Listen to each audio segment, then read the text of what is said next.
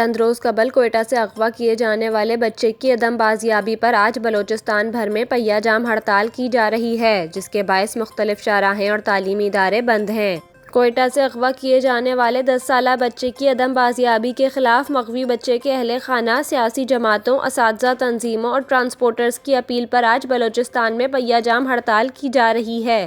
پہیہ جام ہڑتال کی کال کے بعد N25 کوئٹہ چمن قومی شاہراہ بند ہے۔ N50 قومی شاہراہ خانوزئی، مسلم باغ اور قلعہ سیف اللہ کے مقام پر بھی بند ہے، جبکہ N70 شاہراہ لورالائی میختر اور راڑہ ہاشم کے مقامات پر بھی ٹریفک کی آمد و رفت بند ہے۔ ہڑتال کے باعث کوئٹہ کراچی قومی شاہراہ بند ہے۔ کوئٹہ سے آنے والی چمن پیسنجر ٹرین آج بند رہے گی، جبکہ کوئٹہ چمن سیکشن پر آج ٹرینوں کی آمد و رفت بھی معطل رہے گی۔